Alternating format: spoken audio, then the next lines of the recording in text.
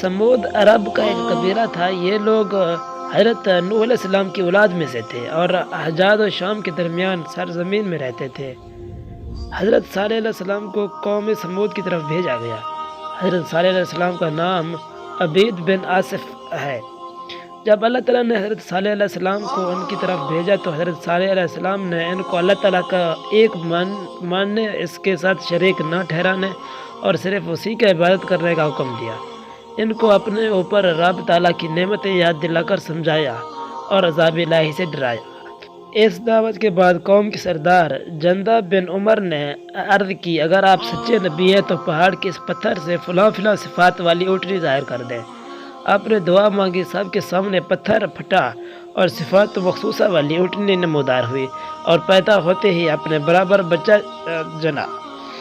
یہ معجزہ دیکھ کر جندہ تو اپنے خاص لوگوں کے ساتھ ایمان لے آیا، جبکہ باقی لوگ اپنے وعدے سے پھر گئے اور کفر پر قائم رہے۔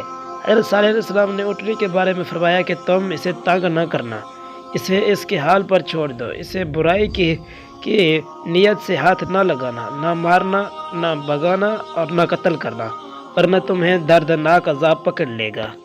اس اونٹنی کے پیدائش سے حضرت صالح علیہ السلام کے کئی معجزات ظاہر ہوئے۔ وہ اونٹنی نہ کسی پیٹ میں نہ حمل میں رہی، بلکہ طریقہ عدیہ کے خلاف پہاڑ کے پتھر سے اس کی پیدائش ہوئی۔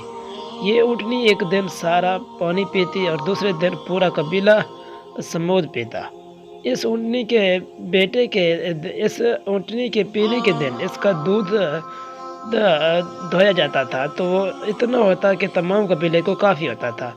اس کے باری کے دن تمام جانور پانی پینے سے باز رہتے۔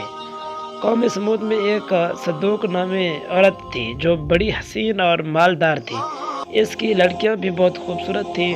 اس نے مصدح ابن دہر اور قیدار بن سالف کو بلا کر کہا کہ اگر تم اونٹنی کو ذبح کر دو تو میری جس لڑکی سے چاہو نکاح کر لینا۔ چنانچہ دونوں نے مل کر اس اونٹنی کو ذبح کر دیا، مگر قیدار نے ذبح کیا اور مصدیہ نے ذبح کرنے پر اس کی مدد کی۔ پھر حضرت صالح علیہ السلام سے کہنے لگے، اگر تم رسول ہو تو ہم پر عذاب لے آؤ۔ انہوں نے بدھ کے دن اونٹنی کی کوچیں کاٹی تھی۔ حضرت صالح علیہ السلام نے فرمایا کہ تم 3 دن کے بعد ہلاک ہو جاؤ گے۔ پہلے دن ان کے چہرے زرد ہو گئے، دوسرے دن سرخ اور تیسرے دن سیاہ ہو گئے۔ پھر وہ لوگ اتوار کے دن دوپہر کے قریب ہولناک آواز میں گرفتار ہوئے، جس سے ان کے جگر پھٹ گئے اور ہلاک ہو گئے۔ ان کی ہلاکت کے بعد حضرت صالح علیہ السلام مومنین کو ساتھ لے کر مکہ معظمہ روانہ ہو گئے۔ امید ہے آپ کو حضرت صالح علیہ السلام کی زندگی کے متعلق بہت سے انفارمیشن ملی ہے۔ مزید معلومات کے لیے ہمارے یوٹیوب چینل کو سبسکرائب کریں۔